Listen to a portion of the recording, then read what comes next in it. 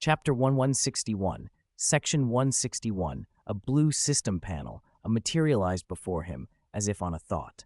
Strength Tier 3, Spirit, 2-man 9s, Fishing Pond, foot of the Kamar-Taj mountain, items, Darkhold, Time Gem Fragment, Vix Fishing Rod, Extraordinary, X-Gene Suppressant, Sealed Green Lantern, 5 layers, Kryptonian Spaceship, Superman Biosuit, Supreme Magic Book, High-Quality Fish Bait. Skills, Superman's Body, Late Bronze Age, 9 Realms Pupil, Clown Mind Network, 5th Order Dimensional Ascension, Portal, Galaxy, Freezing Breath, Flight, Perspective, Thermal Ray, Nabu's Power, Tier 4. Nabu's Power, Super Strength, Super Speed, Telepathy, Levitation, Immunity to Disease to be unlocked. The array of abilities on the panel dazzled Shufu. The powers granted by the system made him enormously strong enough to overpower most superheroes in the world. Shufu even felt that, on raw physical terms, he might now be able to stand up to Thanos. Still, there was a gulf between him and the truly cosmic. I'm probably only fit to be called a pseudo-Skyfather, he thought, not a real Skyfather. He imagined the kinds of beings above him. Skyfather-level entities could destroy planets. Surtur, for example, had once shattered Asgard with a single strike, yet had been dominated by Odin for millennia. Odin had even taken the eternal flame from Surtur, proof of his supremacy. The Ancient One, too, had held Dormammu at bay and kept him from Earth for centuries. The destructive power of a Skyfather was incomprehensible. Shufu's current destructive output, if he unleashed everything, could probably obliterate a mountain range. Even relying solely on physical strength, he could cause that much devastation. But planets? That was another scale entirely. Most humans couldn't even conceptually grasp planetary-level destruction. As far as Earth was concerned, the combined yield of all its nuclear arsenals would barely be a scratch. An 8th-magnitude earthquake releases the equivalent energy of thousands of atomic bombs, and yet for Earth that's insignificant. Compared to those cosmic existences, Shufu felt small, and the humility settled him. He set a new, measured goal for himself. First reach the level where he could destroy a planet. That's not impossible, he told himself. Silver Superman can snuff out a sun with a sneeze. That's far beyond Skyfather. He might be at a single universe level. I haven't even reached Bronze Superman yet. Bronze once used Dr. Fate's chains to move continental plates. The broader his perspective grew, the more trivial his prior confidence looked. The more he learned, the more he realized how much remained to be achieved. His racing thoughts calmed into steady resolve. The road ahead would be long and arduous, but the path was clear. Life at Kamar-Taj was peaceful. As a guest of the Ancient One, Shufu enjoyed high status and freedom. Aside from a few restricted areas, he could go anywhere in the compound. He explored the ancient magical artifacts housed there, admiring them as one would a museum. They were priceless to the sorcerers of Kamar-Taj, but to him, many of the weapons and relics were practically useless, unable to withstand his level of power. Still, they were fascinating pieces of history. He spent most of his days fishing at the pond beneath the mountain, eager to increase his attributes. Compared to battling gods or studying relics, it was simple and effective. The threats of the Marvel Universe were constant. Beyond superheroes and supervillains, there were vampires, werewolves, demons, all manner of creatures from legend. A century ago, humanity might have fared poorly against such foes, but technological and martial advances had tilted the balance.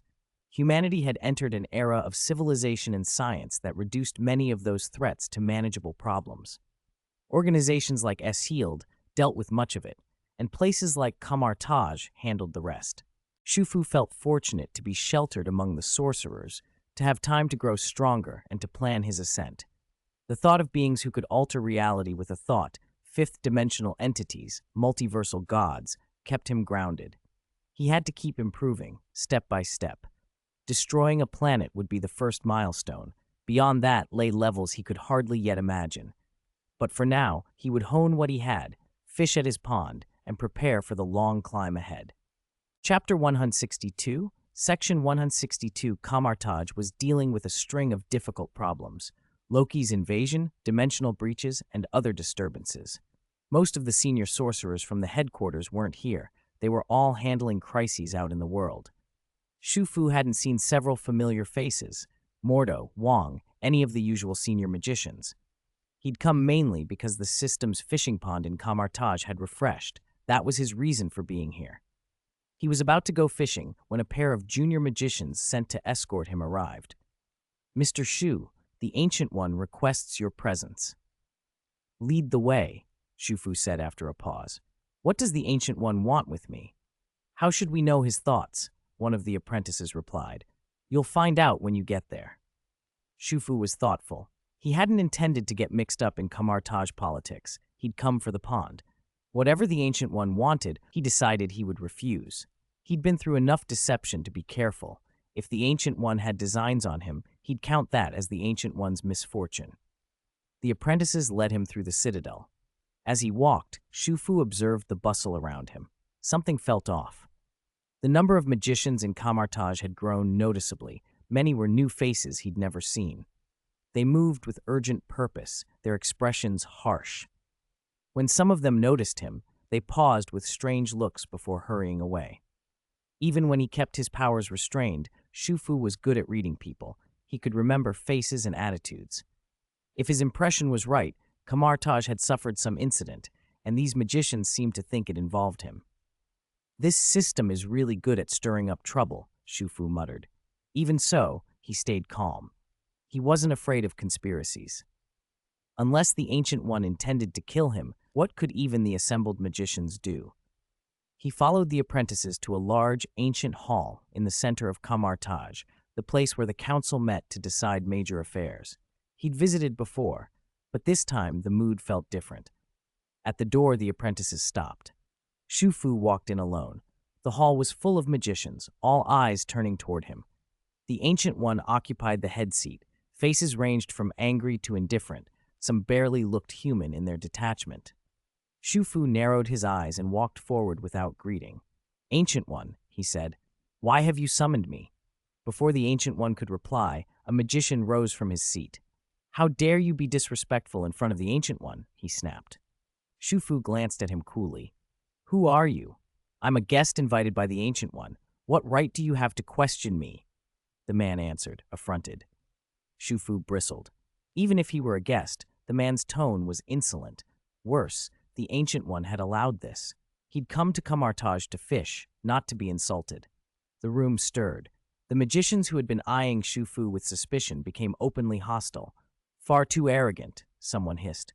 "It must be him. He did it," another cried. "He's the only outsider here recently. Who else could it be?" "It's unforgivable," the chorus agreed, and the whispers swelled into an accusation. "Is this Kamar-Taj's way of treating guests?" Shufu asked, his voice cold. "Treating an innocent man like a criminal?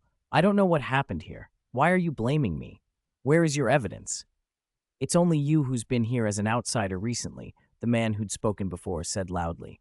"If it wasn't you, who else could it be?" The hall erupted further. Shufu felt the anger and suspicion pressing on him from every side. He was about to speak again when a small sound of contempt escaped him. "Humph." He had no patience for petty people. He had been watching closely the whole time. The Ancient One's body sat in the head seat, but his gaze drifted and seemed empty. The person present here looked like a shell.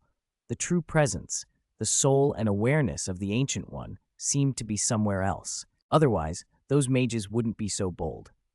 Ignoring the murmurs and hostile stares, Shufu turned his attention to Mordo, the Ancient One's most senior disciple, who sat beside the Ancient One. "Mordo," he said, locking eyes with him, "do you agree?" Mordo felt a chill run through him, as if a sleeping beast had suddenly stirred. Something tightened in his chest, and he instinctively swallowed before forcing out an answer. "Of course not." "Gato, step back. You must not be rude to the Sorcerer Supreme's guest."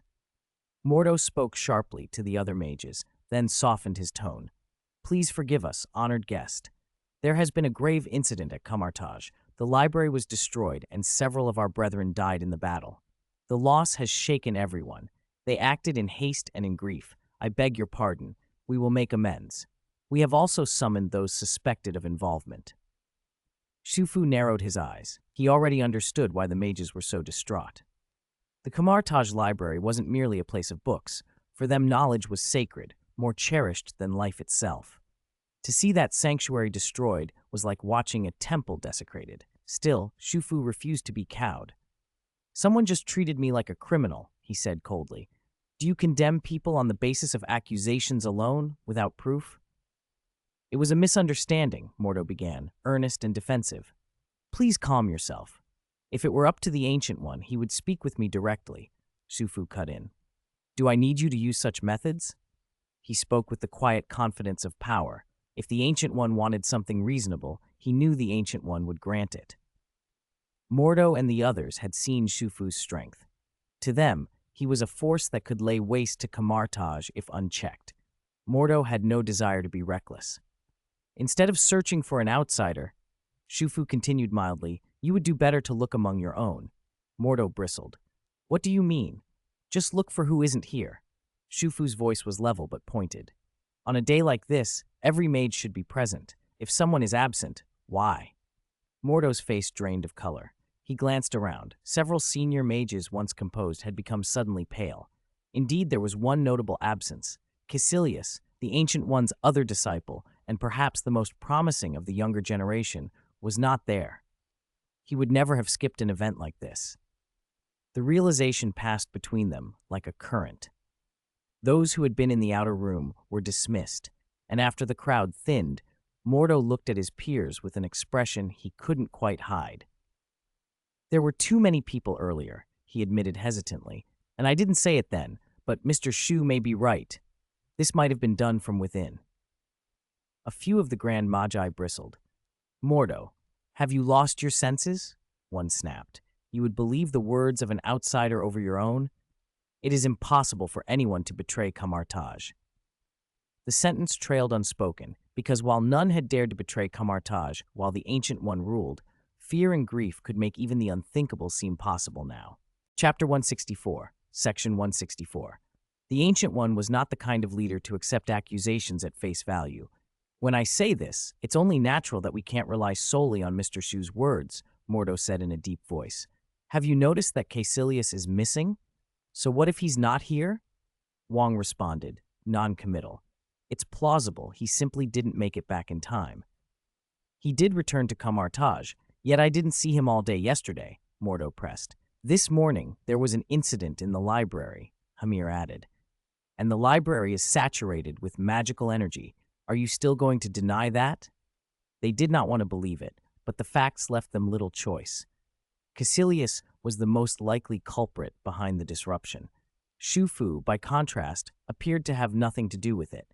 Absence could sometimes be explained, but disappearance with no sign of seclusion, especially following the library incident, was another matter entirely. "We must find evidence," Mordo said. "Caecilius has served us well," Hamir protested quietly. "Oh?" Shufu said sarcastically from the side.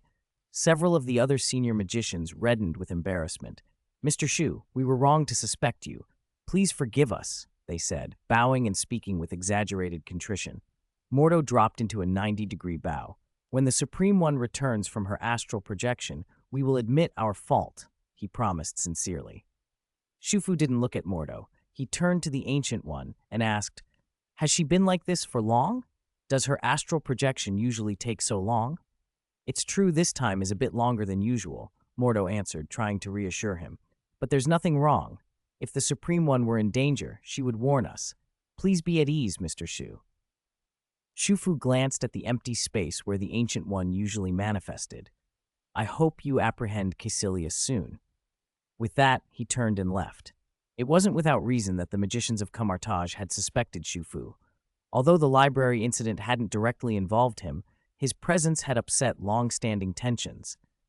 Since Shufu arrived at Kamar-Taj, the Ancient One had taken a particular interest in him, allowing him access to many of the Order's rare tomes. Even if Shufu wasn't especially curious about everything he was permitted to read, he had the rank to do so, and the Ancient One's tacit approval stirred resentment among several magicians. Most kept their objections to themselves out of respect for the Ancient One's authority, but a few did not.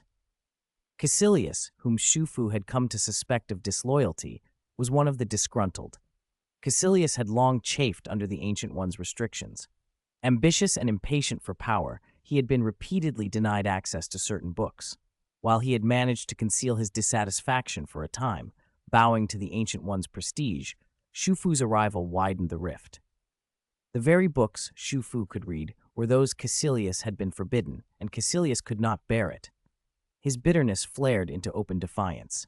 Caecilius ignored the Ancient One's orders and read the forbidden texts stored in Kamar-Taj. That was the seed that grew into the library catastrophe. Power in the Marvel Universe is peculiar. It does not always come from slow cultivation. Many draw strength directly from greater beings. Kamar-Taj exemplified this. Its practitioners could draw tremendous, sometimes temporary power simply through faith or alignment with a powerful entity.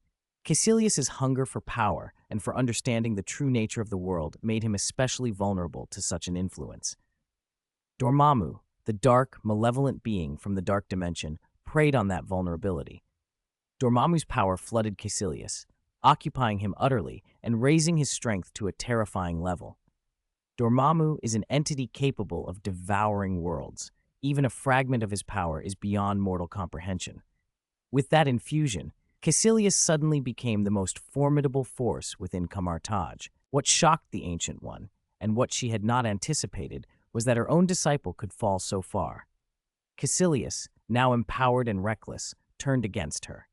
In the ensuing confrontation, the Ancient One's astral form was cast into other dimensions. Her soul was lost, and the library was devastated by the battle. This is why many of the magicians resented Shufu. They saw only the disruption around him, and the Ancient One's changed attention, not the truth behind it. Caecilius's betrayal and the corruption of Dormammu. Shufu could do nothing but point out what he knew. For him, that was all he could do. Section 165. After bidding farewell to the magicians, Shufu returned to his small pond to resume fishing, unwilling to get involved in the turmoil at Kamar-Taj. He didn't expect anyone to be waiting for him. "Caecilius, what are you doing here?" Shufu asked, more surprised than alarmed. Caecilius had audacity. After everything he'd done, he still dared to show up at Kamar-Taj. Was he not afraid of the Ancient One's wrath? Unless the Ancient One had purposely handed responsibility to Doctor Strange because of some fate, there was no reason for Caecilius to feel untouchable. Still, this was the man who had consorted with the dark dimension. Daring deeds were in his nature. Caecilius's expression was stony as he faced Shufu. Everything had spiraled from that meeting. If not for Shufu, he would never have taken this path. Before Dormammu's rise, Caecilius had felt a burning need to kill Shufu. The thought of letting him live had become intolerable. "You know why I'm here," Caecilius said coldly. "If it weren't for you, I never would have done this." Shufu snorted, playing the victim now. "Look inward," he replied. "If you hadn't chased power, you wouldn't have ended up like this." Caecilius's face darkened. The truth stung. He couldn't admit his own faults. Everything had to be someone else's fault. "It's the Ancient One's injustice," he snarled. "Why can an outsider have access to those precious books and I can't? It's not fair. I want to know why you're so favored." Blackness crept into his eyes as the turmoil in his mind flared. Two dark auras pooled at his sockets. Space itself twisted around his hands, and a transparent blade formed. Caecilius's signature skill, forging weapons from fragments of space. Razor sharp, it could fell even a senior sorcerer of Kamar-Taj in an instant. He raised the blade toward Shufu with deadly intent. Caecilius was cautious. He suspected the Ancient One had reasons for favoring Shufu, and he wanted to test him with everything he had. "Interesting," he said through gritted teeth. "Since you attacked me first, the Ancient One won't mind if I kill you. I want to see the magic of Kamar-Taj for myself. I'll beat you at what I do best so you'll understand who is truly arrogant." Shufu smiled with easy confidence. In the DC world, Dr. Fate stands at the pinnacle of mystical power. The force of Nabu within him was a level above ordinary sorcery. There was no reason he couldn't answer Caecilius. He raised his hand, and an amber light gathered over his palm, crystallizing into a translucent, honey-colored blade that shimmered like polished amber. It resembled Caecilius's spatial weapon, but its origin was different. In the Marvel Universe, the sorcery of Kamar-Taj draws on entities like the Vishanti and artifacts like the Eye of Agamotto, powerful, venerable sources. Caecilius, though touched by Dormammu, had been trained in those arts and wielded them fiercely. But the magic of the DC world was no weaker. Shufu, tapped into the higher power of Nabu, was not to be underestimated, something Caecilius clearly did not expect. Caecilius sneered at the unfamiliar display. Showing off unknown tricks in front of an expert, he mocked. Arrogant. You'll see who's arrogant, Shufu replied, and without warning flicked his wrist. The amber crystal in his hand pulsed, then multiplied. A storm of gleaming amber blades, countless and precise, spun into being and hovered above Caecilius's head. The blades above them glittered like cut crystal, dazzling, unbearably beautiful.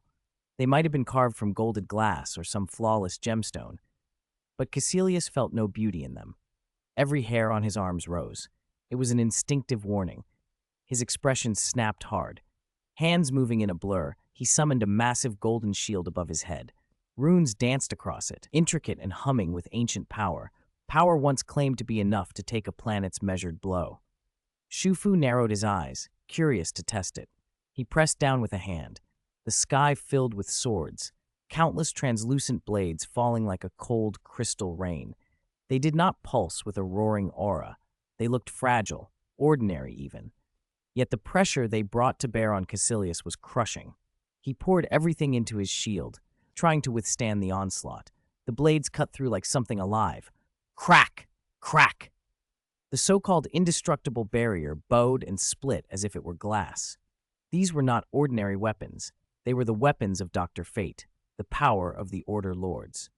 The blades traced blackening fractures through the golden ward, then broke the shield entirely. They drove through Caecilius, pinning him to the ground. He howled as the blades impaled him, a hedgehog of crystal. Shufu tilted his head and let a cold observation slip from him. Looks like you're not as strong as you say. But what followed made Shufu frown. No crimson blood flowed from Caecilius's wounds. Instead, a black, oily fluid seeped out, vaporizing into a dark, sickly mist that clung to him. The air itself turned corrosive where the shadow braided into it. The translucent blades began to blacken where the darkness touched them. Thin veins of corruption creeped through their clarity. Interesting. Shufu watched. Dormammu's power, then. He knew what he was seeing. Nabu's power, the power of order, was never weak so long as there was order to bind. It could oppose darkness on a fundamental level.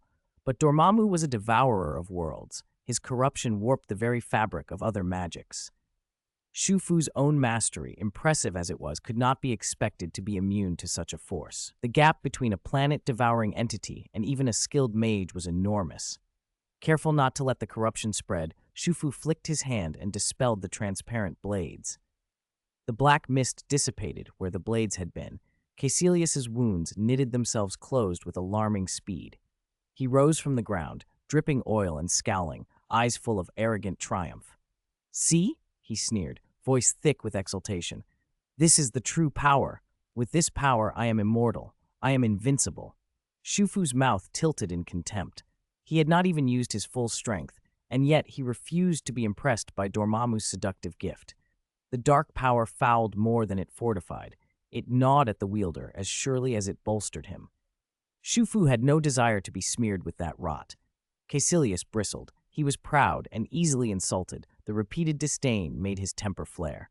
With a flick of his wrists, two transparent, space-forged blades sprang into being. He hurled them like knives without a word. Shufu raised a hand. Golden light flashed and a shimmering curtain formed, an array of linked hexagons like a flat hive, each cell locked to the next into an unyielding lattice. The two blades struck the shield with dull metallic clangs and bounced. For the first time in the fight, Caecilius felt the ascent of doubt. Blades that had always won now rang off this defense as if hitting a wall. He stared at Shufu hovering there, the pale shadows in his eye sockets deepening. The realization settled on him. Shufu's magic was not Kamar-Taj's sorcery. It was something else, old, ordered, and utterly formidable. Shufu was stronger than Caecilius had thought, wielding a power from a different tradition. The magic Shufu used was the power of the Order Lords. It was a godly force, utterly different from the sorcery of Kamar-Taj. The power Shufu wielded came from Nabu, a type of divine power that operated on a far higher level than most Kamar-Taj magic. That was why Shufu had shattered Caecilius's shield so easily. It wasn't only raw strength. The level of his power created a suppression against Caecilius's spells. In a straight fight, Caecilius looked oddly outmatched. If Dormammu weren't backing him, he would likely already be dead. It was Dormammu's presence that gave Caecilius the audacity to keep fighting. The struggle didn't go unnoticed inside Kamar-Taj. Mordo and the other Grand Magicians, Wong, Hamir, and the rest, had been in the hall arguing, but they all felt the surge of magic fluctuation at once. Kamar-Taj's hierarchy was simple: Sorcerer Supreme Gu Yi at the top, the Grand Magicians beneath him, then the magicians who guarded the three sanctums. The Grand Magicians weren't flashy, but they were powerful in their own right.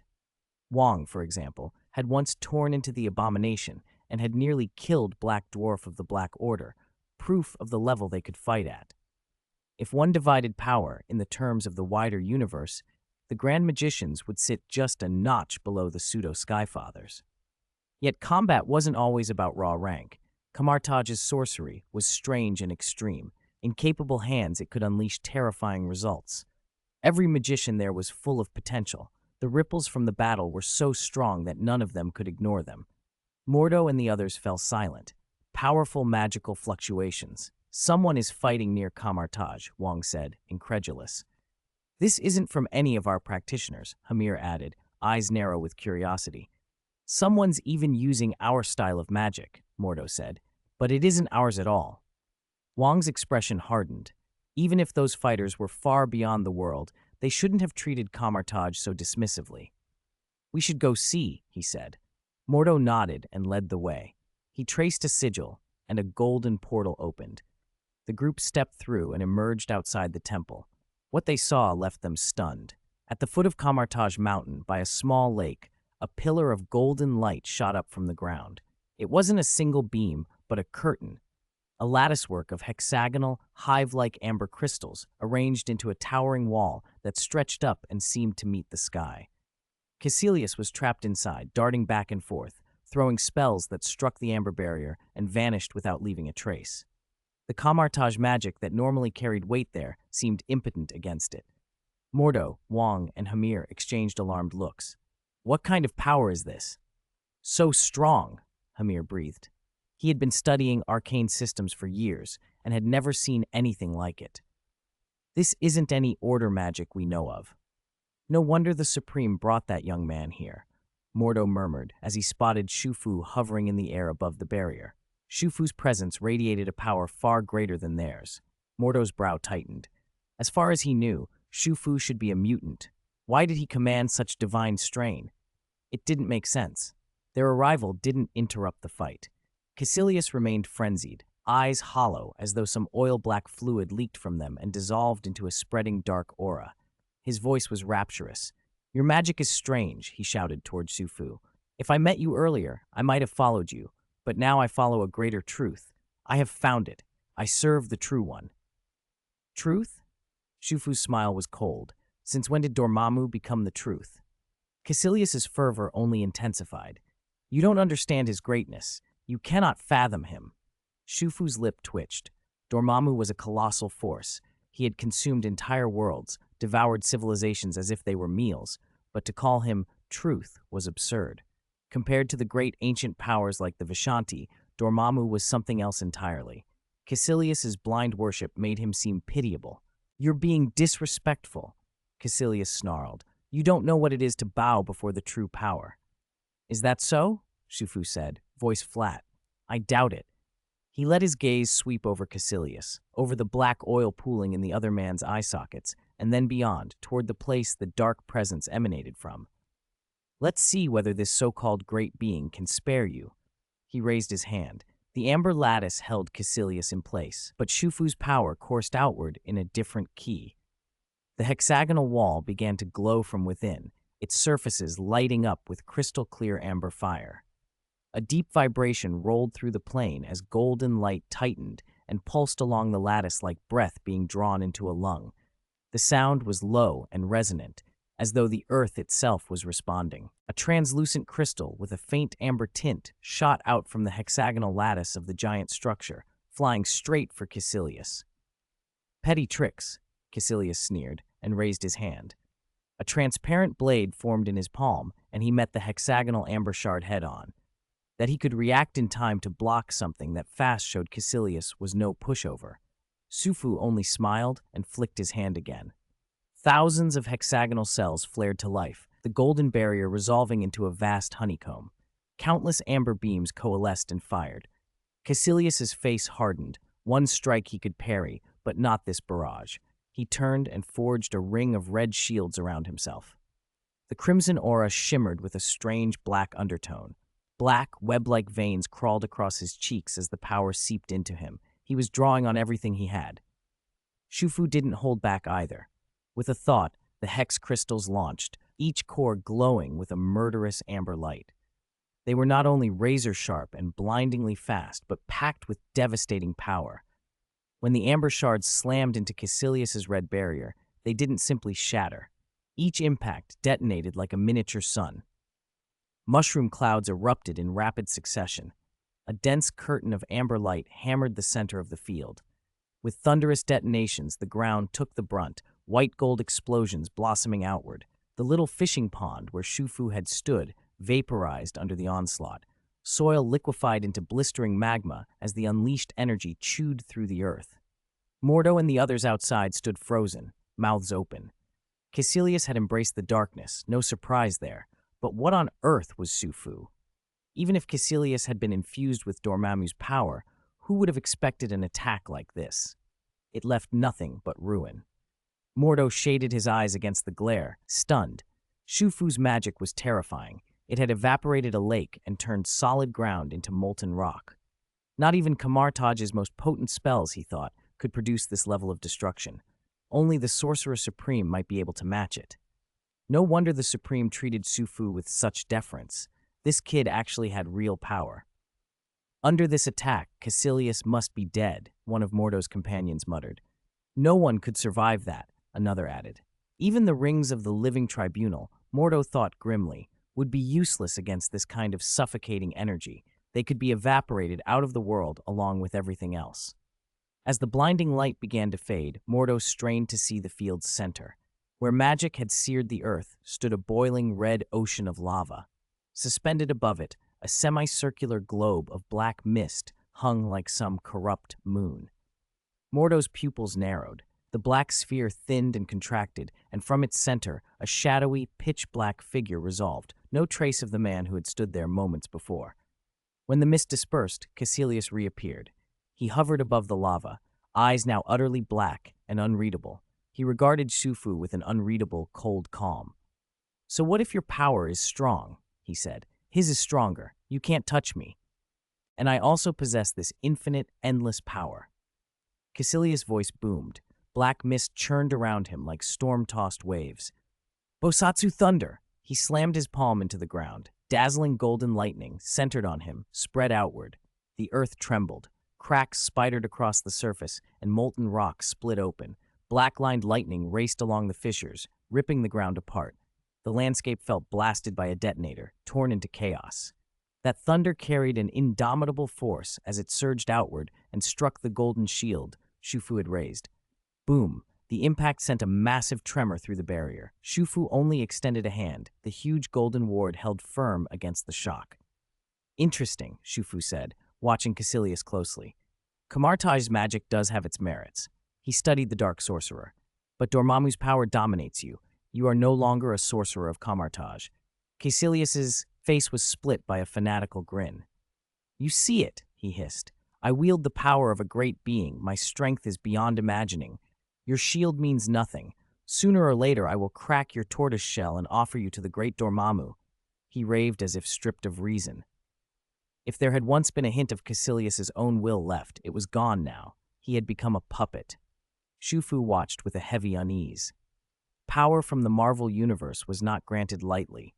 It demanded a price. Dormammu had saved Caecilius, but at the cost of his mind. That was the true evil of Dormammu. Seeing Caecilius so consumed, Shufu felt pity, but Caecilius noticed that look and burned with anger. "Bosatsu thunder!" Caecilius roared again. Black-purple lightning coalesced in his palm, and he slammed it down. The ground erupted like a volcano. A torrent of purple energy gushed upward. The black-purple force boiled up like a spring and crashed unceasingly against Shufu's golden barrier.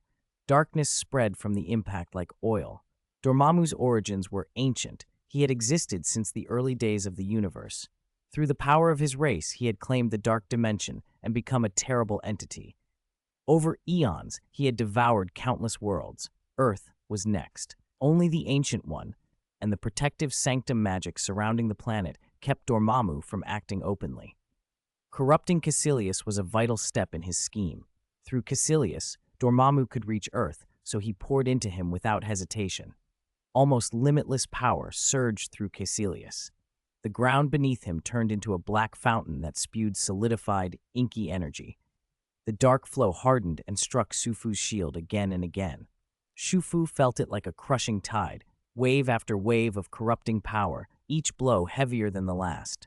Even a barrier fashioned from the Order's power trembled under the onslaught. If the torrent kept growing, the shield would break. Mordo and the others stiffened with alarm. "We can't let that energy spread," someone shouted. "That dark force will taint everything it touches." "It will corrupt anyone who comes into contact with it," Mordo warned. "Summon the sorcerers. Activate the defenses." Even through the barrier, a cold revulsion ran through them. The energy felt devouring, a contamination that didn't just harm, it seduced and swallowed. It was the essence of Dormammu's will. Magicians could be eroded in moments if exposed.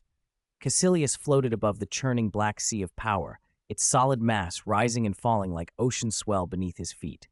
Whenever he moved, the darkness obeyed. The black and golden barrage pounded Shufu's barrier until hairline fissures began to spider across the ward. "You will not hold for long," Caecilius intoned, voice layered with Dormammu's. "The god's power will assimilate you. You will become a sacrifice to the great being. Come with me to eternal life. This is the greatest gift." Chapter 170, Section 170.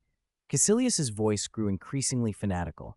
The rims of his eyes had gone a matte black, and his skin looked strange, like a layer of transparent film. Inside that film, his body seemed to slither in clumps of black oil, a nauseating sight. "A great gift?" he rasped. "I don't want to become like you, neither man nor ghost," Shufu said, shaking his head. He thought of Dormammu, tortured by Dr. Strange, begging for death that would not come. Caecilius and the others had been twisted into little black figures, assimilated into the dark dimension. There, time and space had no meaning. Everything was part of Dormammu.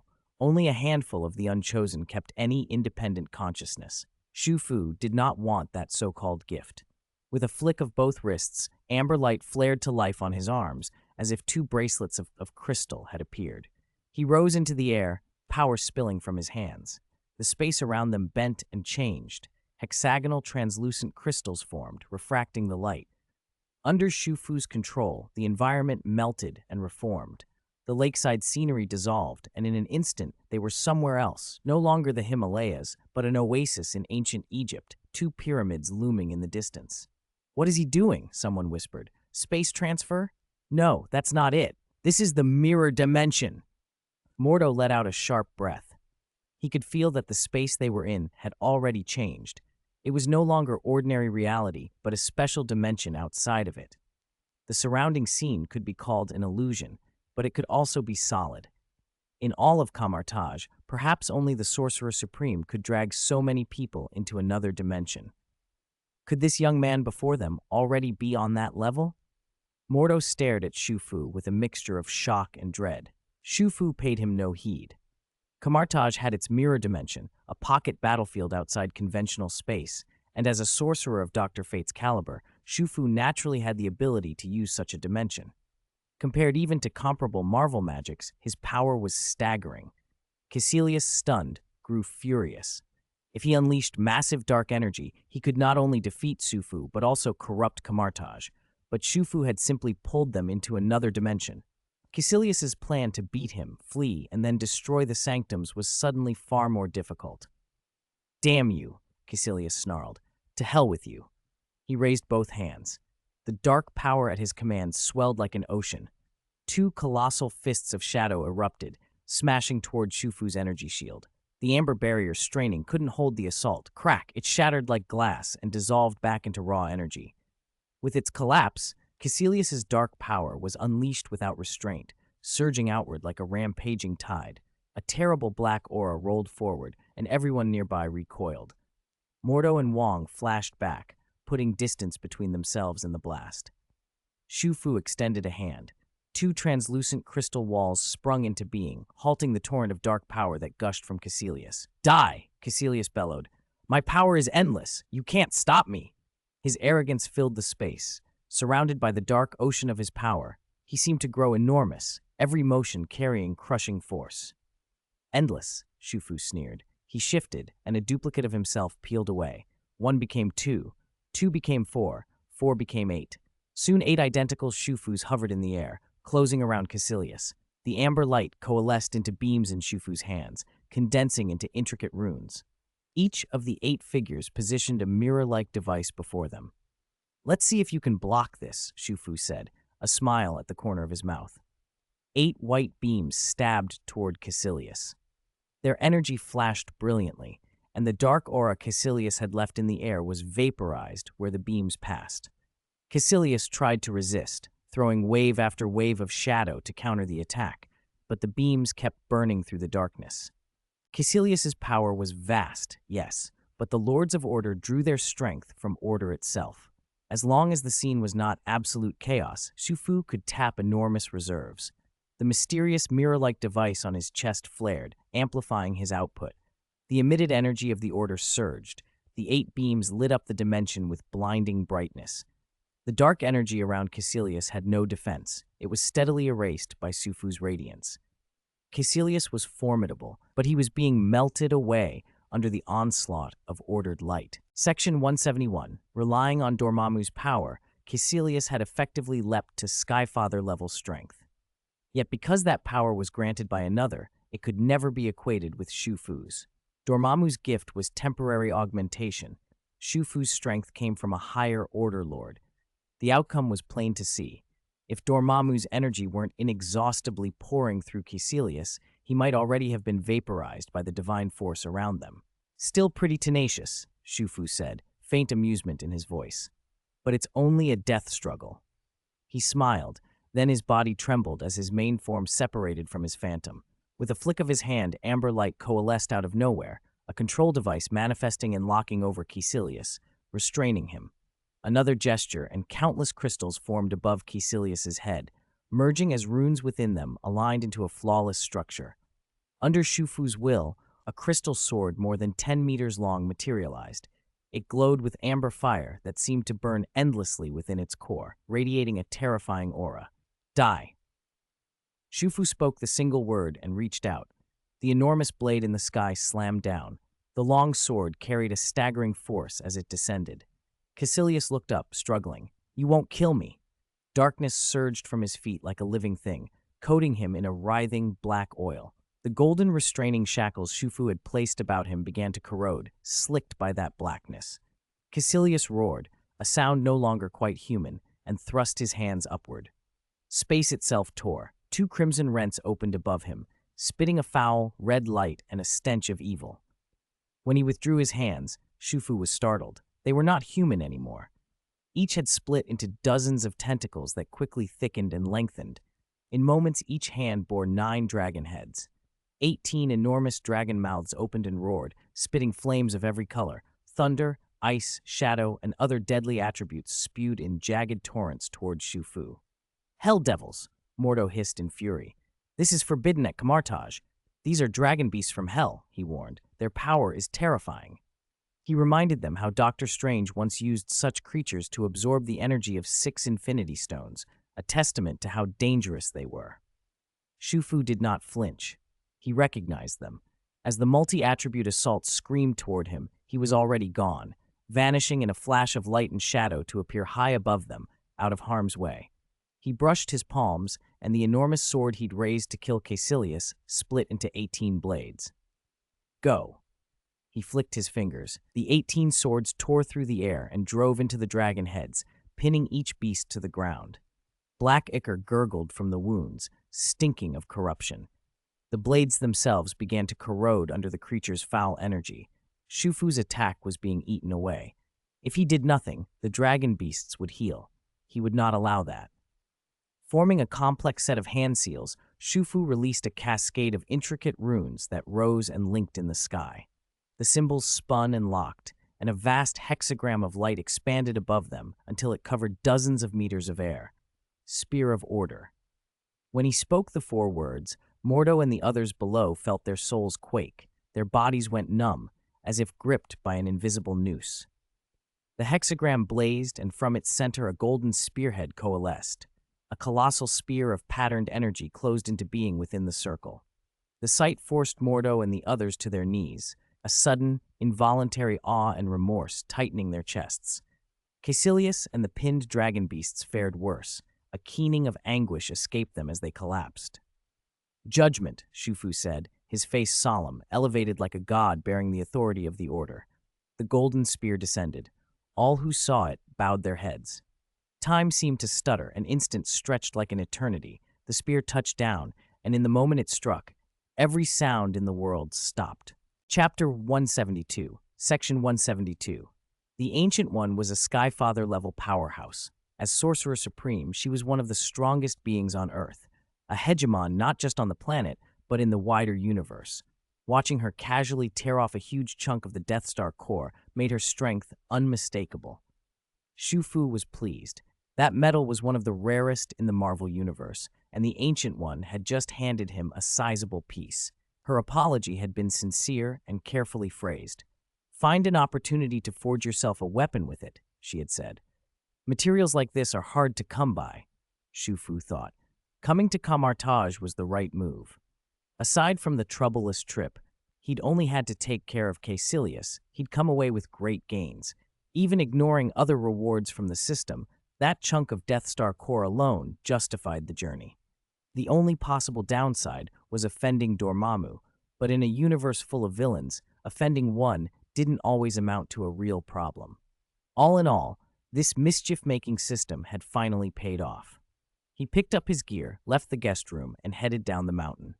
Under the watchful eyes of Kamar-Taj's magi, Shufu exited and made his way to the pond that had been replenished at the mountain's base. Sign-in failed, pond refreshed. As soon as he arrived, the system's blunt notification reached his ears. The fish pond had already refreshed. The system was relentless. The moment a place quieted down, it would immediately reset. Shufu felt a little exasperated. Was this really a fishing system? It never let anything settle, unlike any angler's system he'd imagined. He sighed, shoved his things into system space, and turned back toward Kamar-Taj. He wanted to leave first, then study the coordinates the system had given him. This set of coordinates felt odd, definitely not a location on Earth. He intended to say his farewells to the Ancient One before leaving. Back in the courtyard, he reported to one of the magicians and soon found the Ancient One, who was busy smoothing over unrest among the Order. The rebellion of a grand magician was no small matter. She had worked to placate the Magi. Still, she made time to receive Shufu. "Shufu, why are you here?" she asked, smiling faintly. "Is something wrong?" he asked. "There is something," she admitted. "Speak freely." Shufu bowed. "You've shown great kindness to Kamar-Taj. If it doesn't violate my principles, I won't refuse." The Ancient One nodded solemnly. "There's no need to be so formal. The matter isn't so troublesome. I only thought it might be time for you to leave." "Already?" Shufu asked. Surprise flickered across her face. She hadn't yet had the chance to grow close to him, but Shufu clearly had some connection to Kamar-Taj. She had intended to draw him nearer when circumstances allowed. Seeing his strength had made her reassess him. He was stronger than she'd imagined. "I've been here long enough," Shufu explained politely. "Kamar-Taj is busy, and I'm not one of you. If a better time comes, I'll visit again." "If you're determined to go, I cannot stop you," the Ancient One said with a smile. Naturally, she'd have preferred to keep him. A capable ally at Kamar-Taj would be invaluable, but she would not force him to stay. "Supreme One, if fate allows, goodbye for now," Shufu said, cupping his hands in salute. He had killed Caecilius, an act that might have changed the Ancient One's fate. He didn't know whether her death was avoidable. In his mind, her demise had never been about Caecilius's sheer power. In some way, it had been tied to deeper currents and choices. A sorcerer who used her life in the service of the world. answering to forces beyond ordinary reckoning. Whether his actions had altered her ultimate end was uncertain.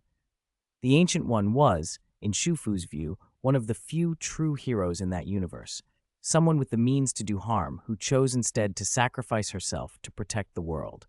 He had a deep respect for that. After taking one long look at the Sorcerer Supreme, Shufu opened a portal and stepped back to the villa in New York. The property had originally belonged to Charles, but Shufu had earned it through his growing influence. Charles had let him have it without a second thought. Returning there now, Shufu felt oddly removed from the world, as if his travels and choices had put some distance between him and everything he had known. Chapter 173, Section 173. He remembered the last time he'd appeared here, during the Battle of New York. Back then, he'd been nothing more than a minor player. 2 years had flown by, and now he had a place on Earth. Time really did pass quickly. Shaking his head, Shufu waved his hand. A ripple of magic energy spread out and the dust in the villa vanished. The room felt fresh again. This time, he didn't return to cultivation. Instead, he took out his phone and simply relaxed in the room for a while. For 2 days, he didn't think about increasing his strength or study the mysterious coordinates the system had given him. He just enjoyed the villa. He had to admit, the technology of the Marvel Universe was a step above what he'd known before, and the entertainment was varied. The movie's special effects were leagues better, but more than that, they sometimes crossed into reality. Shufu found it thoroughly enjoyable. After 2 days of downtime, his spirit felt renewed. The urgency to advance his soul-level power had eased, and his control over power had only grown stronger. Work and rest, tension and relaxation. The Ancient One had not lied, but relaxation was temporary. He needed to get back to research. He took out the string of coordinates the system had provided and found he couldn't make head or tail of them. All his enhancements, the Superman physique, Joker thinking, assorted magics, had greatly increased his intelligence. Not to brag, he was far smarter than most mortals, even Tony Stark.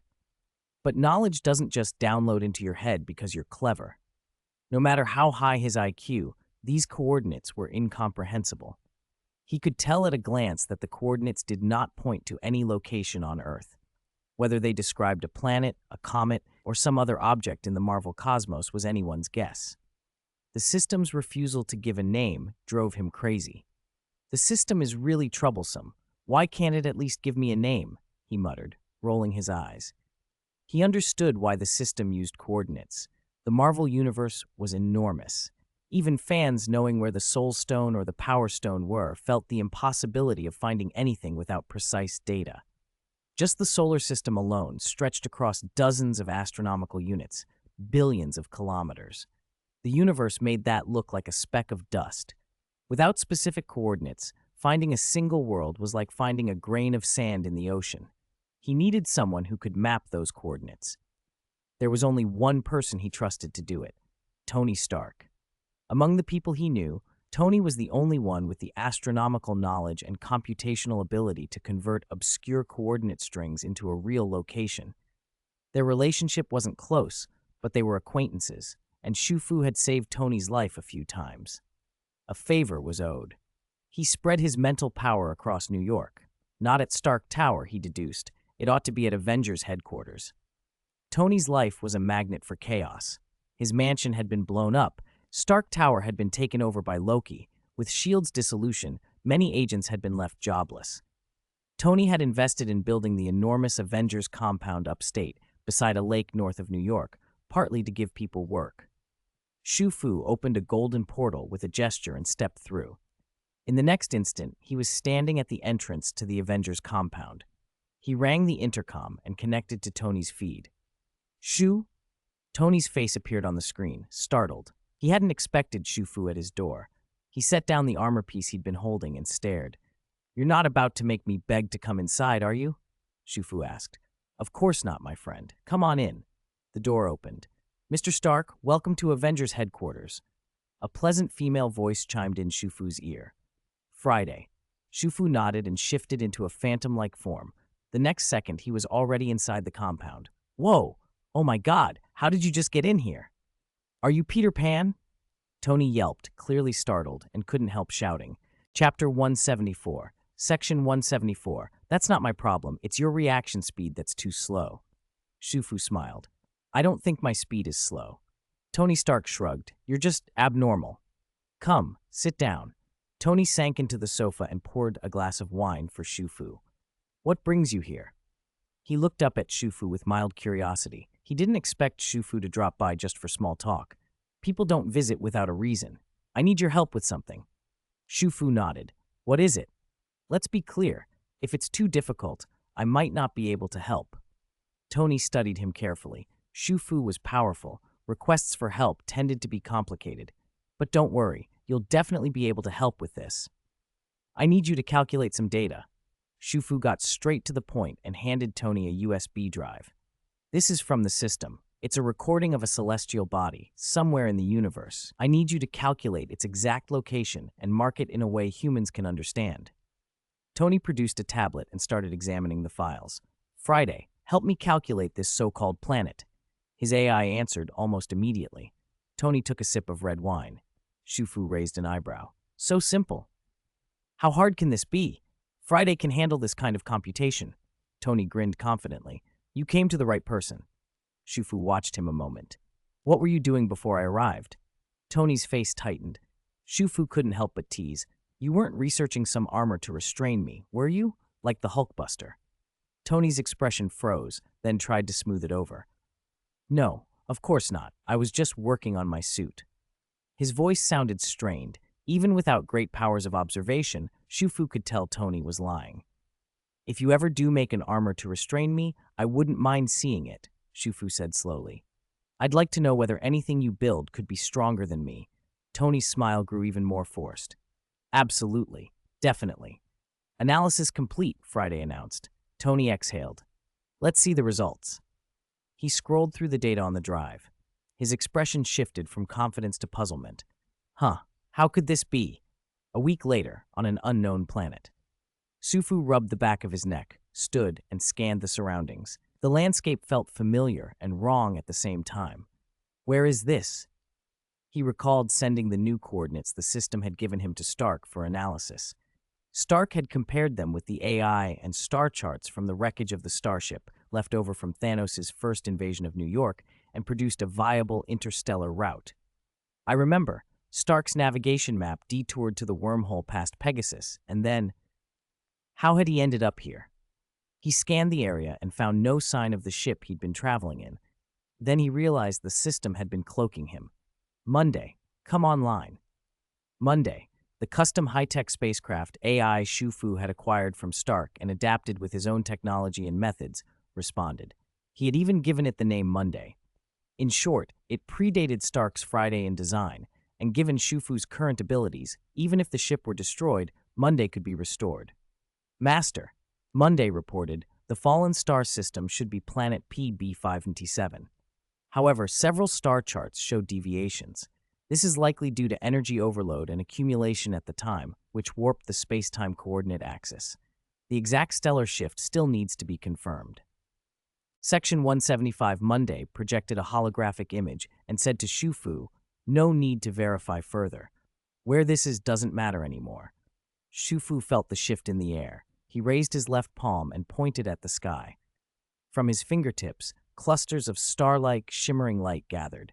With a crack of energy, a beam shot straight up and punched through the cold cloud layer protecting the planet, tearing a wide hole. Not bad, he murmured. On this outer space world, my power isn't terribly restricted. There's probably a star here giving off sunlight. Still, there's a slight weakening, likely because I haven't adjusted to this planet's radiation. Even under the space's restraining influence, who was Shufu? He had been affected, but only marginally. His Cyclops ability far exceeded its normal limits now. Whether it had pierced the planet's gravity field or even escaped into space, he didn't know, but the beam had left a hole in the clouds. Shufu stared at the gap, lost in thought. Master, report. Monday's voice came from his earpiece. In the outer layer, just above the planet, an unknown spaceship is approaching, she replied.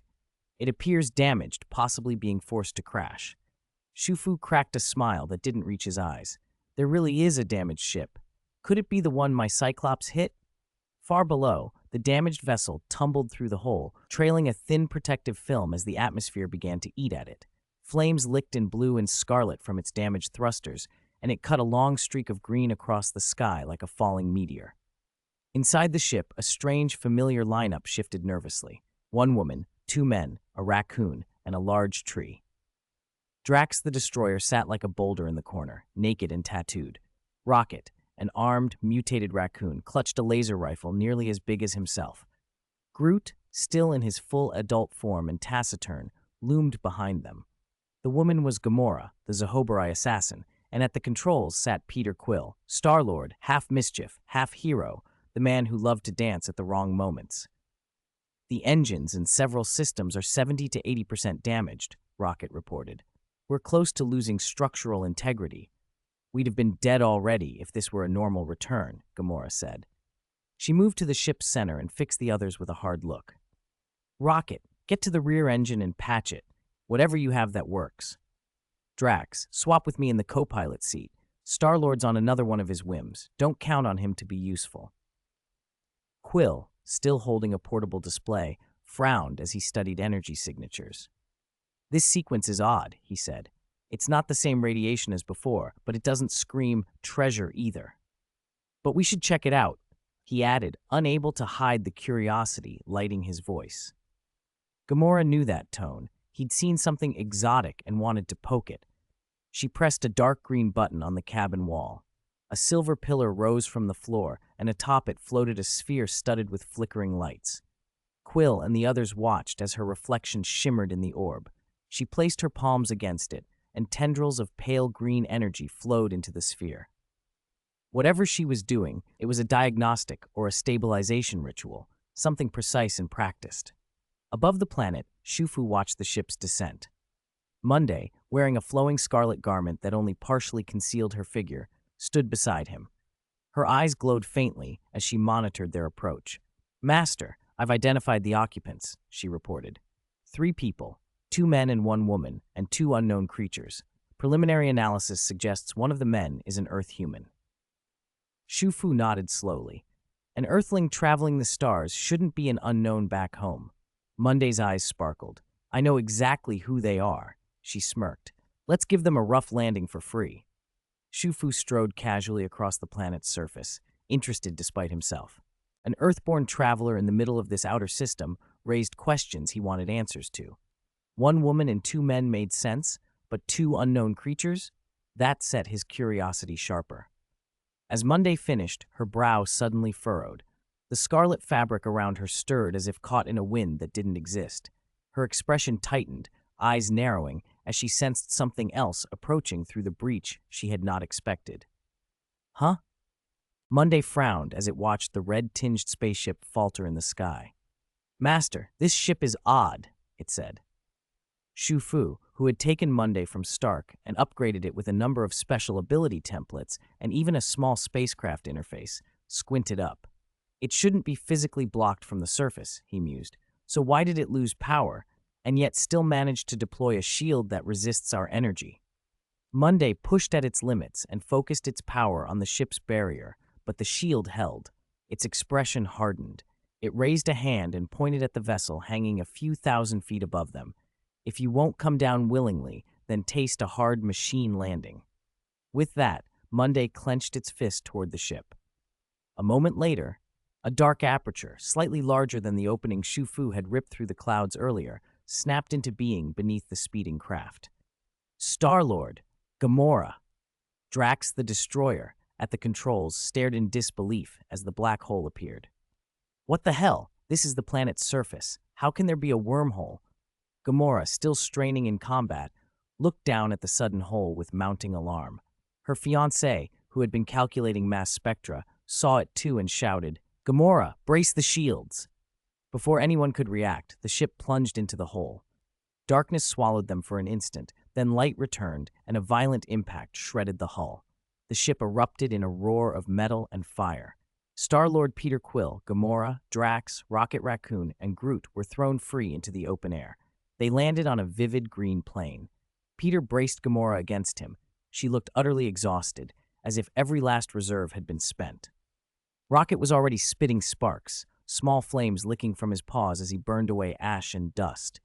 Groot stood silent and tall. Drax, tattoos glinting, glowered coldly across the clearing at Shufu and at the strikingly attired figure beside him. Monday. Rocket flicked a grin at the wrecked ship and at Drax. "Nice flying, big guy," he said, playing with the laser cannon in his hand. "One little trip and you managed to wreck a ship. Next time, sit in the corner and keep your hands off the cockpit." Then Rocket turned an amused, sharp look toward Monday. "But hey, props to you. You sent us one hell of an AI. If I hadn't looked close, I'd have sworn she was more than just a machine." The Guardians bickered among themselves, barely acknowledging Sufu. Sufu watched them, the tattooed muscle of Drax, the sharp-eyed raccoon, the towering quiet of Groot, and Peter Quill, leader of the group. Recognition clicked into place. These were the Guardians of the Galaxy, a tight-knit band whose reputation ran deep across the stars. Rumor said Peter Quill was no ordinary man. Some even claimed he could hold Infinity Stones in a mortal body. Sufu wondered what mission had brought them here. Hearing Rocket's jab, Monday's eyes lit with mischief. "Want a second crash test?" it said. "One wasn't enough for you?" Rocket laughed, then deliberately baited Drax. "I'm telling you, man, she called you ugly. If I were you, I'd teach her a lesson." Drax, already irritated by Monday's earlier remarks, snapped. Rocket's teasing was the last straw. His eyes flashed, the muscles under his orange-reddish skin rippled. He surged forward across the alien plane, each step kicking up a plume of green dust, charging like a runaway juggernaut straight at Monday. "Drax!" Peter shouted, lunging to stop him, but the destroyer was beyond reason now. He slammed into Monday, full force, a living battering ram, bringing dust and thunder down over the clearing. Monday's cloak whipped wildly in the rushing wind. She stared icily at the dark, misty shape racing toward her and snorted. "Humph, you ugly thing. Don't like being called ugly? I'll send you to outer space." She pointed at the onrushing shadow. A black hole tore open where her finger aimed, like a void gate suddenly cleaving the air. It bloomed right before Drax the Destroyer. Another black hole? Star-Lord Peter Quill saw the familiar swirl and couldn't help the comment. He glanced at Drax and muttered, "No, we can't let him charge in again." Peter fired. A laser projectile erupted from his element gun and unfurled into an ion net dozens of meters wide. It streaked through the ochre haze and clamped onto Drax. The destroyer's momentum threatened to pull Peter along. He hugged Gamora instinctively and nearly went with him. "Gamora, hold on," Peter said, then set her down gently. Freeing his other arm, he hooked it over the top of a huge tree. Drax's brute force stretched Peter's suit to the limit. The armor elongated his arms and torso until he looked almost like taffy pulled between two hands. With a grunt, Peter used the suit's extreme elasticity to snap back. As Drax lunged toward the black hole, Peter yanked him sharply, flinging the giant's weight behind the tree. Drax crashed down hard. Peter snapped back to normal, ripped off his helmet, and breathed in the stale air with a heavy exhale. Standing on the grass, he looked at Monday across from him. "Kid, that black hole, was it the same one we saw under our ship?" "Who exactly are you?" Monday asked. Peter was quieter now, thinking. He'd woken last on the ship, but had pushed his mind, using a risky mental technique, to compress and expand his own neural processing. He'd sharpened his perception, calculating the moment between darkness and light as they passed through that tier in space, 0.034 milliseconds. Not enough time for a typical wormhole transit. Their ship had immediately gone into a fatal nosedive and crashed on this planet. That, to Peter, meant the phenomenon wasn't a normal wormhole, and someone had interfered. He stared at Monday, listening. He'd noticed something else when she'd spoken. No human heartbeat pattern. "Kid," he said slowly, "you're not human. You don't have a human heartbeat. You're some kind of intelligent machine." Monday considered him, unsurprised. "So what if you know?" she replied. "I'm not worse than those so-called humans." She glanced meaningfully toward Shufu. Peter couldn't tell what measure she used or who she had in mind when she compared herself to humans, but her words reinforced his suspicion. He stepped forward. "Whether you're human or a robot isn't the point. What I want to know is this. Did you open that black hole, and did you fire the beam that pierced our hull?" Monday's expression hardened. Though she knew Shufu had been the source of the ray that tore through their ship, she answered stubbornly, defiant. So what if I did? So what if I didn't? What? Are you going to arrest me and take me back? Her tone was deliberately disdainful, as if she didn't see the three powerful men across from her as any real threat. Rocket Raccoon didn't appreciate it. Robot girl, Rocket drawled, irritation sharp in his voice. You got a lot of nerve. He barked a mechanical laugh. Then metal plating sprayed up from his body and snapped into place. The little raccoon straightened, armor clinking, and shot forward like an arrow loosed from a bow. Monday's face registered nothing but disdain. As Rocket barreled in, she raised a single finger. Section 178. Another black hole opened up right in front of Rocket Raccoon's charging form, just like before. Heh, same trick? I'm not that stupid, Drax, Rocket barked, contempt dripping from his voice. He dipped low, fired his thruster boots, and executed a sharp 90-degree turn to cut around the hole. He angled straight for Monday. Rocket, be careful, don't hurt her, Peter Quill called, worried. We need her intact to try to contact other intelligent civilizations and fix the ship. If she's gone, we're stuck on this planet forever. Groot cheered on the side for his old friend, but none of them were taking Shufu, who stood just behind Monday, seriously. They probably assumed he was some random spacer escorting his own robot. Then Shufu flickered and suddenly materialized directly in front of Monday, blocking Rocket's path. Since you want to play, he said coldly, I'll play with you. You like shooting? Fine. Remember this, the hunter becomes the hunted. I'll show you what a real weapon is. Yours are just fireworks. Rocket, already a ball of combustion and speed, dove and swept a stream of laser fire across Shufu. The beam shredded the air before it hit, heating the ground and scalding the earth near Shufu's cheek. Monday watched with bright, trusting eyes. She believed if her master acted, nothing could happen to her. The sight of Shufu stepping forward to shield her made something like admiration stir in her. She found it oddly heroic. Then, when Rocket was barely a meter away, Shufu raised his hands. Around them, from the grass in a full 360 degrees, pillars of flame erupted, dozens of fire shafts like dragons rearing up, spitting searing tongues of heat. Torrents of scorching air rolled outward in a wave.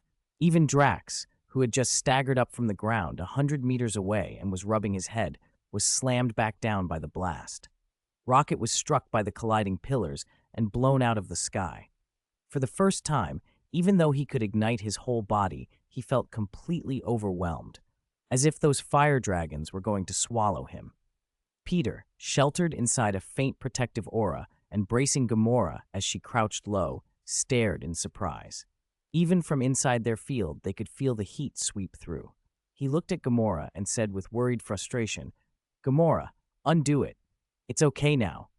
She shot him an annoyed look. This is your fault. What the hell did you run into now? One can make black holes, the other spits out pillars of fire. What is that? Another alien robot? Gamora's experience told her that such devastating flame had to be a weapon of advanced tech. She suspected Shufu might be some kind of combat automaton, another artificial intelligence like Monday, but built for war. Peter, who'd grown up hearing rumors of mutants and other strange powers on Earth, wasn't sure. He watched Shufu warily, trying to figure out whether he was dealing with technology, biology, or something else. Drax had already shaken off the impact and was charging full tilt toward Shufu, gritting his teeth as he ran. Drax hates people who play with fire, he muttered. Drax will make them pay. Monday, her voice cold and mocking, watched him come and taunted, Does this ugly monster want to get hit by a black hole again? This time he won't be so lucky. Peter exchanged a look with Gamora, anticipating what she was about to do. Gamora, throw an energy ring at that robot. Cut off her space ability, he ordered. Gamora moved instantly. Among the Guardians, she was the most disciplined and skilled in deploying their powers, trained as an assassin and seasoned by countless fights. She flicked a handful of dart-like devices toward Monday. They struck the ground around the robot and fired beams that knitted together into a shimmering light film, snapping into place in a ring that sealed around Monday. The barrier was meant to disrupt whatever spatial manipulation Monday had been using, black holes and other shortcuts, trying to isolate her from Shufu's support and blunt their advantage. Chapter 179, Section 179. What's going on? I can't release it? Monday stared at her hands in surprise. The superpower template Shufu had given her wouldn't respond. She couldn't form the black hole she used to trap the charging destroyer.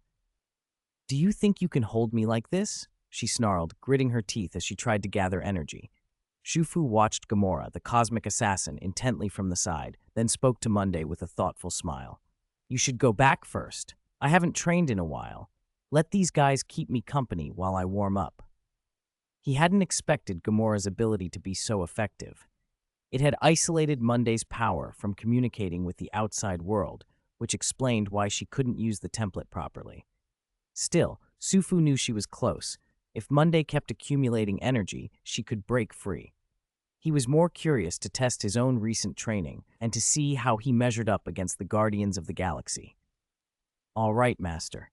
Be careful, Monday said, confident in him. She waved one hand, a flash of light, and she disappeared. What was that fluctuation? Peter Quill muttered, watching Monday vanish. Gamora's power had cut off Monday's ability to project energy outward, but it hadn't stopped her from teleporting away. Peter frowned, a little frustrated, and looked helplessly at Sufu, now alone against four of them. Shufu's face remained calm, almost indifferent. Drax and Rocket converged on him simultaneously. Drax's charge kicked up a gritty storm across the grass, while Rocket streaked through the air, trailing a fiery red arc. They closed in like two horns aimed squarely at Shufu. There would be no time to dodge. Shufu didn't move. A cold glint touched his eyes as he spoke calmly. Do you think two people can take me down? Even if you cut off my retreat, so what? Haven't you heard of striking after your opponent strikes? Thunderous steps shook the ground. The wind they made roared across the field, savage and full of killing intent. Rocket and Drax rammed in from both sides, trying to drive straight through Sufu's center. Heat waves rolled outward. The distant reddish-brown mountain, where Shufu had once drawn energy, trembled as if about to collapse. Peter watched, irritation flaring. After being mocked by that young machine, his teammates had gone overboard, transferring all that anger to Shufu. He also wanted to know whether this man was the one who'd fired the beam that wrecked their ship, but he didn't want Rocket and Drax to kill someone who hadn't actually attacked them. Peter shot Gamora a quick look and gave her a conspiratorial wink.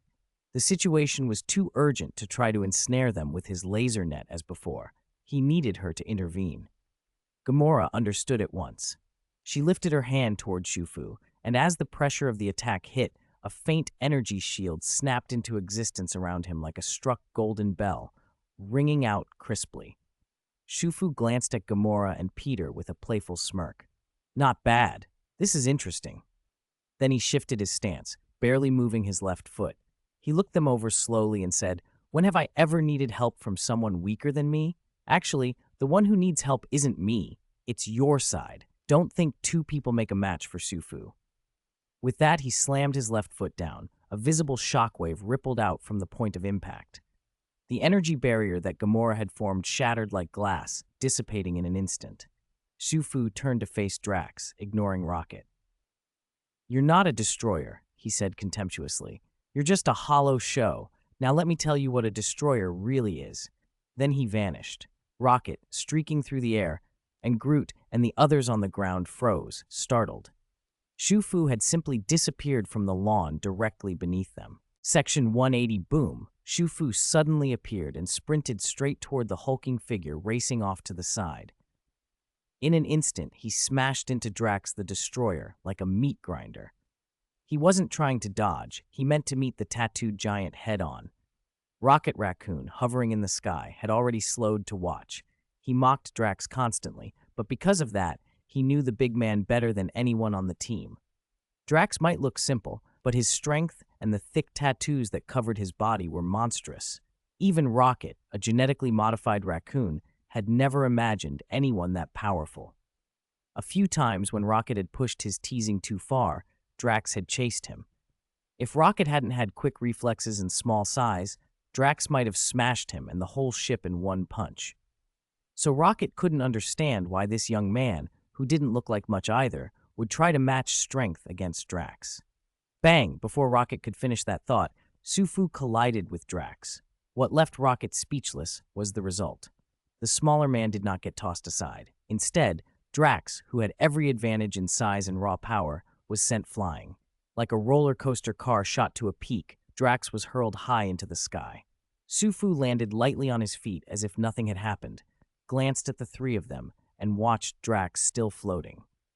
After a moment, the giant fell like an orange-red meteor. Gamora and Star-Lord Peter Quill behind Rocket were equally stunned. As Drax plummeted, the two of them scrambled to catch him. Thump! Drax landed hard against Peter Quill's elastic, shielded suit, rolled onto the grass, and then, unexpectedly, dozed off. Sufu grinned. All right, one down. He looked at the three of them. He won't be waking up for a while. How about the three of you team up and give me a little fun? No need, Peter Quill said flatly. Even together, we're not your match. Peter Quill, one of the few genuinely clever members of the team, saw enough in Shufu's moves to know this fight would go badly. I think there's been a misunderstanding. We don't have to make this worse, he tried. You attacked first, Shufu replied calmly. He already had a rough idea of the Guardians' capabilities. Even if they all attacked at once, he guessed they might escape with one person at best. Then, how do you want to be compensated? Peter asked, eyeing him. You're from Blue Star, right? Shufu nodded. Peter, who hailed from Blue Star himself, had recognized that immediately, but Shufu's Asian features made him unfamiliar to Peter. That's enough. Shufu cut him off, waved a hand, and a ribbon of light twisted through the air. The wrecked Guardian's ship folded up and reassembled itself as if being rolled back into a hole. He glanced at another nearby wreck and reformed that as well. With a series of crackles, the Guardian's ship was brand new, the engines humming. Peter's jaw dropped. He'd seen Shufu do strange things before, but this, the ability to repair their damaged ship with a look, was astounding. The rest of the team stood frozen in shock. Shufu climbed into the restored ship without hesitation, hit the ignition, and engines roared. A burst of heat flashed, and the ship tore through the space-time barrier. Hey, he's taking the ship. What do we do? Gamora shouted. Back on the barren planet with their heads in their hands, the Guardians sat helpless. Only Groot looked toward the nearby greenery with his usual calm and said, I am Groot. Chaisu Star, an unknown planet in the Centaurus arm, was the new fishing ground coordinate the system had given Shufu. He'd taken the Guardians' Ship 820. It was easier to use and much faster than the original timetable Stark had set. In fact, Shufu now suspected his earlier accidental crash on a nameless planet had been due to Stark's inferior tech. Stepping onto Chaisu Star, Shufu realized this was the first time in his 2 lifetimes he'd traveled this far to a totally unknown place. The landscape was stark. Patches of reddish-brown trees hinted that the planet wasn't entirely dead, but there were no signs of people or any man-made structures. As far as he could see, only trees, mountains, seas, and various strange, unfamiliar birds and beasts filled the world. Monday, scan the planet environment and cross-check the coordinates I gave you before. See if there are large lakes or other points of interest. Then put up a barrier for me. I'll feel more at ease fishing with protection, Shufu ordered. Monday stepped forward, eyes glowing, and began a systematic scan.